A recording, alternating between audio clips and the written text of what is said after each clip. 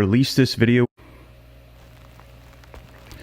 about an hour ago. Benjamin Netanyahu released this video with a direct message to Iran about what is to come. I'm going to be sharing this with you so that way you can hear it for yourself. But in addition to that, he also has a message to the United States. Take a look at this.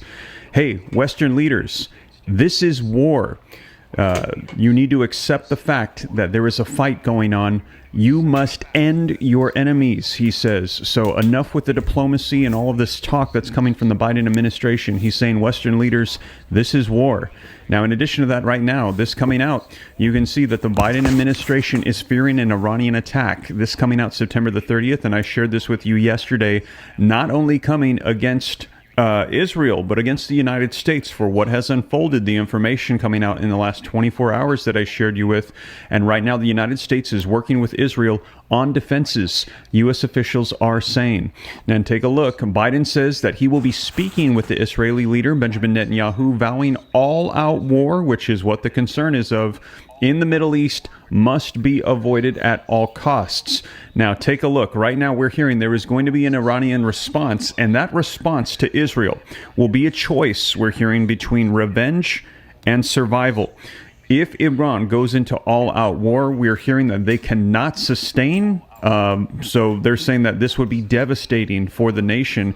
And if they choose not to respond, it would be humiliation, but it would be them choosing survival. Right now, they're saying, the markets are saying they believe that Iran will not be responding. They're going to choose survival. However, we will see, because take a look at this. I shared this with you yesterday. Some pretty incredible news coming out that the president of Iran had stated that Tehran, Iran, had fulfilled its part of a deal that was made with the United States, with the West, and we just discovered this yesterday. They said they did not retaliate militarily against Israel's assassination of Hamas's political bureau chief Ismail Haniyeh. As you'll recall, he was assassinated. They said we did not respond, and in exchange for that, listen to this.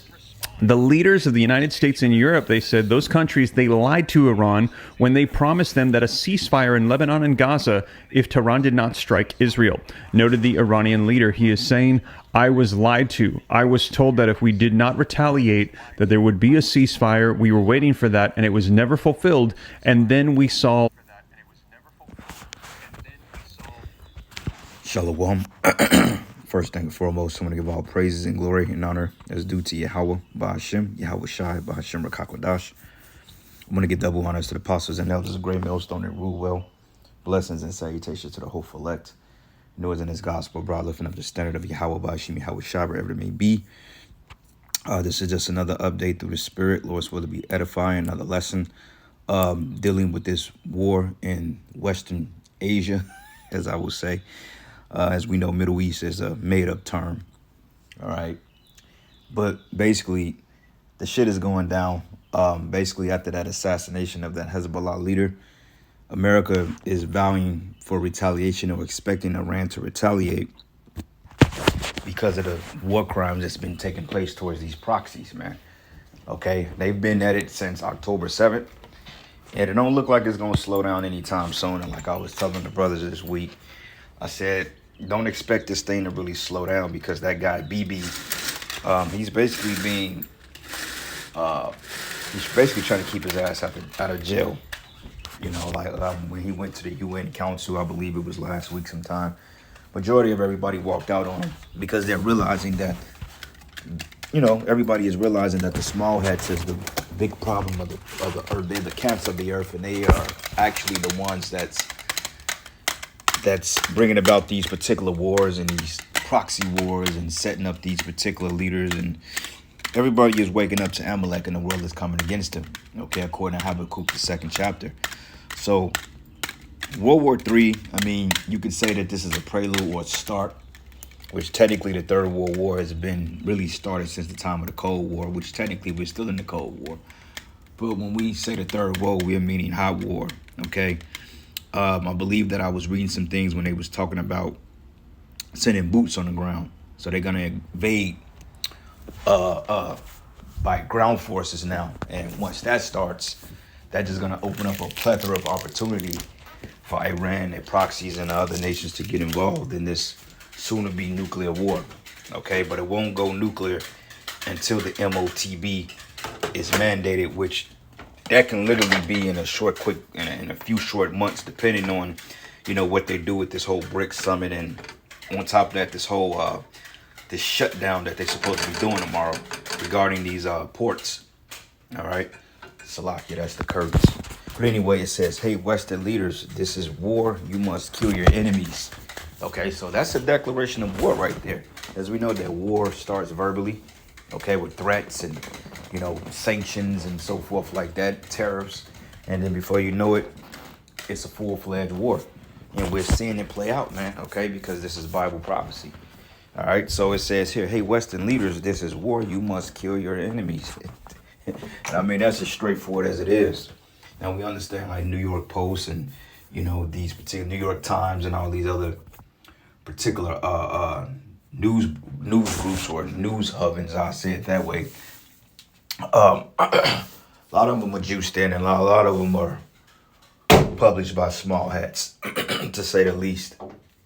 But regardless of that, it is what it is. So it says, Friday evening at the Levant, Israel targeted buildings in the southern suburbs of Beirut, killing Hezbollah General Secretary Hassan Nasrallah. It says this operation represents a dramatic shift in Israeli strategy.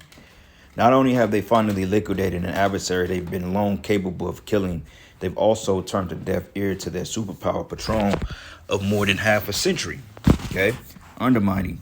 But at this stage, heeding Washington's advice in war is like taking counsel from the angel of death. Just as the U.S. is no longer willing or able to win the wars it commits Americans to fight, the Joe Biden administration won't let U.S. allies win wars either, because, for one thing, America is telling Iran to not get involved in it. But wait a minute, how do you assassinate a proxy of a particular superpower and expect them not to retaliate, just based on word? And the reason why America doesn't want Iran to retaliate is because they know that if Iran really gets directly involved, that's going to bring in Russia. And like I keep saying, America do not want to go to war with Russia, okay? Though it will happen because it's the scriptures, it's prophesied. But they're trying to avoid that war at all costs because, unfortunately, they like to stick their citizens with poisons that don't belong in their body. And they rather tax the people over here and put them to work and displace them and go up on rents before they actually fight a global war. Will show you how big of a coward America really is. But it says, by ordering a strike on Nasrallah while attending by the UN General Assembly, Israeli Prime Minister Benjamin Netanyahu underscored the Jewish state's independence from the global consensus that has resolved not to confront terrorists, but rather appease them, whether they are plotting in the Middle East or living among local populations of Western nations, including the United States. It says Israel's attacks also shows that almost every U.S. and other Western civilian and military leaders have believed about the Middle East for the last 20 years was simply a collection of excuses for losing wars. It says the question that senior policymakers and Pentagon officials, think tank experts, and journalists have deliberated over since the invasion of Iraq, questions about the nature of modern warfare and the proper conduct of international relations in a multipolar world, can now be set aside for good because they have been resolved definitively. It says the answers are as they were ever were, at least before the start of the global war on terror. And we know that they disguise these particular wars under certain policies to be justified when taking resources. Like, there was no war on terror. Okay, that was all set up to go up into Iraq, Afghanistan, and take particular resources and to kill people, man. Okay, this is how this society gets down, and this is why Yahweh Bashim Hawashai is stirring up all the nations against Babylon, man. All right.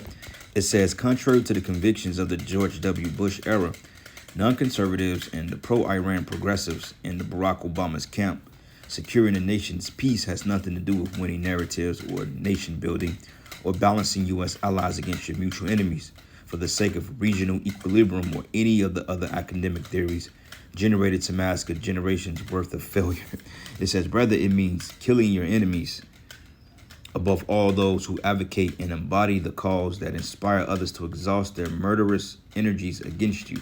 Thus, killing Nasrallah was essential. But taking down officers demoralizes a force wiping out of its chain of command cripples it, and Hezbollah is a function of the Islamic Revolutionary Guard Corps. And if it's allowed to survive, the Lebanese militia will replenish and train by the IRGC to replace the fallen. So basically, they telling them this is the time to extract now. You know, this is the time to totally eviscerate your enemies, man. And we understand that this particular regime, mainly of you Edomites, is a murderous regime. Okay, like all the wars, like that whole thing of October 7th, that was totally provoked by the small hats, man. Okay, if we ever understand anything about Esau in this nature, we understand that war is, you know, every war is a banker's war. You know, like during the time of World War II, those wars were bankers' wars, man. And why people were dying, I believe 80 million people died in World War II, 40 million in World War I. But out of all those bloody massacres going back to Stalin, you know, execution squads and the czars of Russia, you know, up into Germany invading Poland in World War II and America entering the war in 1941 when the war was over, what, 1945? And so basically to establish the U.S. dollar as a world reserve currency. That Pearl Harbor, I believe, what was it, the Pearl Harbor bombings? I think it justified them into entering the war. Then you had the attack on, what is it, Hiroshima and Nagasaki, or Hiroshima, when they pretty much, well, I think they donated an atom bomb, if I'm not mistaken. But basically, the Japanese have already long surrendered prior, and they still justified on wiping them out, man. Okay, which shows you how wicked and evil this corporation is. All right. So anyway, let's go from here. A couple of precepts real quick. I know I'm kind of all over the place, but this is the book of Joel 3, and I'm going to start at verses 9. It says, proclaim this ye among the Gentiles and prepare war. What we're saying is the preparation of the third woe. Okay, by the time this system fully comes to a complete halt and they introduce the MOTB, all the places where all the chess pieces will be up into play. So therefore, when all hell break loose, they can just skate right into this World War III, man. Because like I said, I believe America deployed like 40 or 50,000 troops to the Middle East just on standby. But I believe I heard talks of them actually doing a ground invasion. So this is getting ready to turn up, man. Okay, we're really this close into Yahweh Shai coming back into the end of this system. And it's very exciting, man. Okay, we're finally seeing the end of an empire. And you know what? Like the Lord said, though it tarry, it will come. Surely it shall come. It will not tarry. And right now, it's not really looking like it's tarrying as far as on a war scope or on a front of war, you know. But as far as the MOTB, that's the only thing that's really holding us up. It's the MOTB, but everything else is full steam ahead. But it says, proclaim you this among the Gentiles. It reads, prepare war. Wake up the mighty men. Let all the men of war draw near. Let them come up. So this is what you're hearing with the proxies, Hamas, Hezbollah, Israel. You got Iran. America is now sending threats. And on top of that, you got the whole Arab world that's getting ready to come against Esau. Okay, so the whole Arab world is getting ready to reunite against you devils. And that's basically 2 Esdras 15. And it says, and beat your plowshares into swords and your pruning hooks into spears, and let the weak say, I am strong. So North Korea, South Korea is getting ready to mount up against you, Western devils. Everybody is coming against you. And the thing of it is, your own allies are even going to turn against you, man. Okay, because everybody is starting to realize that the wars were never justified in the first place. Okay, just to kill people and make trillions of dollars off people's misery. You know, just to continue to fund your wicked interests. This is a wicked system and it's going to be destroyed by fire. But it says, let the weak say I'm strong. But assemble yourselves and come, all ye heathen, and gather yourselves together round about. Thither cause thy mighty ones to come down, O Yahweh, and let the heathen be awakened and come up to the valley of Jehoshaphat. That word is Yahweh Shaphat, which is the Most High's judgment. Okay, so when you look at the map of the so-called Middle East, let me get it here. Let's do this. Map of so-called Middle East, which there's no such thing as Middle East. Okay. Western Asia, because Asia is like you got, this is where that war is going to take place here. Matter of fact, let's get a better map. Because this is the so-called Middle East. Okay. You got Iran, Iraq, Saudi Arabia. Okay. And you come here To the left where the Nile, you got Egypt, and then you got Israel. And this is where that war is going to take place, which technically this whole continent here, parts of it is really part of Asia. Okay, and we know that Israel and Africa is connected. If you pay attention here, you can literally walk right into a different so-called continent, which is Asia. Okay? Because some people say that, yeah, Israel is in northern Africa, but it really sits on the continent of Asia. And this is why they got the continent title, or this is why they say the Asiatic black man, because, you know, scholars know where Jake comes from. It's just you Jakes don't understand where you come from. But regardless, that's that region. But it says here, let the heathen be awakened and come up into the valley of Jehoshaphat, for there I will sit to judge all the heathens round about. So all you heathens are getting set up to be judged by Yahweh Shai, man. And this is why the war is getting ready to escalate. Okay? And hey, we've been saying it, the least of the flock, which is the small hats. The world is drawing against them. Now they're getting ready to lead their allies into war, and they're getting ready to lose. All right? And it says, put ye the sickle, for the harvest is ripe, and come get you down, for the press is full, and the fats overflow, for that wickedness is great. Okay? Yeah, because like I said, man, the small hats are the primary reason that you have this a bunch of sickness and illnesses and debt and poverty and hell on earth, man. Okay, it's this wicked ruler by the name of Amalek, Esau, okay, which is the chief of the nations, man. All right. 1 second, brother Salakia.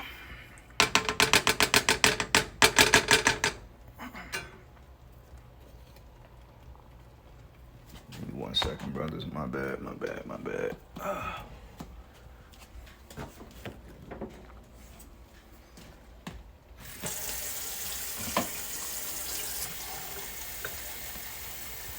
And it says here, for multitudes in the valley of decision, for the day of the Lord is near in the valley of decision, man. Okay. And this is what we're seeing brewed up. So going back to the article here, it says, Israel campaign went into high gear on September 17th with the donation of Hezbollah's communication devices, which the Israeli intelligence had booby-trapped with explosives, decommissioning thousands of the terror organization's medical and logistical support staff, as well as fighters. And you know what's so ironic? They're the quick to throw that big T word out, but from what I can see and from the research and from history itself, I mean, you could clearly see that the small hats have been nothing but a terror to the inhabitants on the planet Earth, okay? Especially when they came out with that deletion SHOT 2-3 years ago. Now people are all jacked up from that, you know, but if you speak on it, they're gonna shut you down. Okay, that was a invention of the small hats, man. Okay, it wasn't no Iranians. It wasn't no Iranians or anything like that came up with that concept of juicing everybody and people succumbing from it. No, that was Amalek, man. It says because Hezbollah communications and infrastructure, as well as the supply chain, was compromised, senior officials were forced to meet in person, but consequently, Israel was able to liquidate senior operations commander Ibrahim Aquil, who took part of the 1983 attacks on the U.S. Embassy and Marine backs in Lebanon, and other commanders from the elite Radwan force strike at the southern suburb of Beirut, September 20th. All right. So going back here, it says the sun and moon should be darkened and the stars should withdraw their shining. And the Lord also shall roar out of Zion and order his voice from Jerusalem, and the heavens and the earth shall shake. But Yahweh will be the hope of his people and the strength of the children of Israel. So, yeah, man, this is all taking place because this is the time of our redemption. Okay, the scripture says it should be no more spoken about the deliverance from Egypt, but if we're going to talk about how we were delivered from the north land or from the north country, roughly paraphrasing it, out of the north, which is talking about the mass deliverance from Babylon because the majority of the tribes are here. All right. This is matter of fact, let's go here. Psalms I think it's Psalms 140. 140 and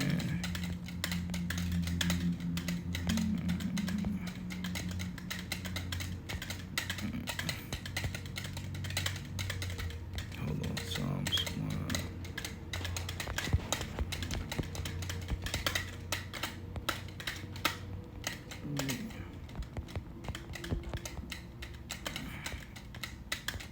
I always forget where this precept is at, but I pulled this so many times. Psalms 140 and 2. Yep. It says here, deliver me, O Yahweh, from the evil man and preserve me from the violent men. That's these devils. It says, which imagine mischiefs in their heart and continually they are gathered together for war. So going back to look at this. All right, so just this guy alone, okay, it says, breaking news, Western leaders, this is the article we're reading. Then it says here, Biden administration fears Iranian attack is working with Israel on defenses. The assassination of Hassan Nasrallah leaves Iran with a fateful choice and U.S. is humiliated. Iran vows Nasrallah strike will not go unanswered. U.S. scrambles after Hezbollah leader assassinate, brace for potential Iranian retaliation. And it says, Israel said this is a war message to U.S. and Iran, World War III. So these are wars and rumors of wars, man. All right. And these wars are going to be the end of all wars, because we understand that when Yahweh Shai comes back, hey, he's going to lay low the wickedness of this society. All right. This is the book of Ezekiel 38. And I'm going to start at verses 4. It says, and I will turn you around and put hooks into your jaws and lead you out with your whole army and your horses and charioteers in full armor and a great horde armed with shields and swords. Persia, which is Iran, Ethiopia and Libya will join you too with all their weapons, their nuclear weapons. Gomer and his armies will also join you as well, along with the armies of Bel Togarmah and in the distance north and many others.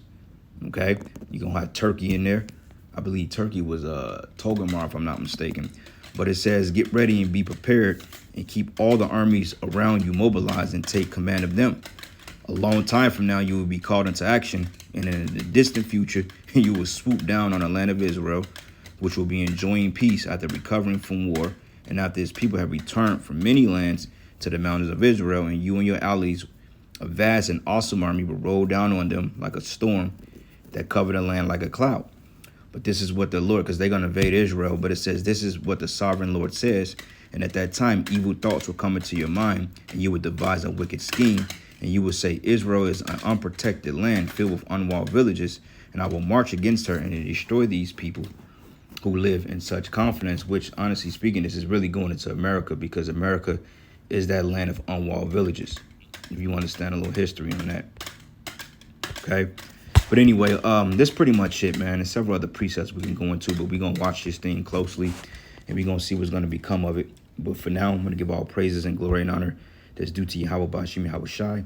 Lord, will you edify. Does your internet bill keep getting higher? That's because promo pricing is full of surprises. At Google Fiber, there's East, where Israel has expanded its strikes on Iranian proxies. As President Biden warns, an all-out war in the region must be avoided. Overnight, an Israeli strike in central Beirut killed 3 members of a Palestinian militant group, and Hamas says one of its leaders was killed in a separate strike in southern Lebanon. Israel has also launched strikes targeting Iranian-backed Houthi rebels in Yemen, killing at least 4 people and injuring 29 others. That's according to the group. All this comes after an Israeli strike over the weekend killed Hezbollah's leader, Hassan Nasrallah. This morning, Iran has warned that his death will not go unanswered. Speaking on CBS Face the Nation over the weekend, Arkansas Republican Senator Tim Cotton expressed support for Israel's actions. All of Hezbollah's leadership needs to be eliminated, just like all of its arsenal needs to be eliminated. Just like the United States needs to be much more forceful in attacking Iran's terror army in Yemen, where Joe Biden and Kamala Harris have had our sailors resting like sitting ducks in the Red Sea for months. Our Chris Livesay has more on the escalating situation from northern Israel. Good morning. We're seeing some of the clearest signs yet of Israel's preparation for an expansion of the conflict. Dozens and dozens of tanks, armored fighting vehicles, and bulldozers, virtually everything you would expect for a ground invasion. And this comes just days after Hezbollah confirmed the targeted killing of the head of Hezbollah, Hassan Nasrallah, and in the face of ongoing airstrikes in southern Beirut and in southern Lebanon, just a few miles from here. Now, if Israel is to mount this ground invasion, it comes after days and days of Israel making these warnings. But on the other side of that border with Lebanon await tens of thousands of Hezbollah fighters, many of them hardened by fighting in Syria, not to mention tens of thousands of rockets. There's also a long reputation in southern Lebanon and of Hezbollah using explosive devices along the road, using improvised bombs, booby traps, and suicide bombers. Chris Livesay, CBS News, Northern Israel. All right, Chris, thank you.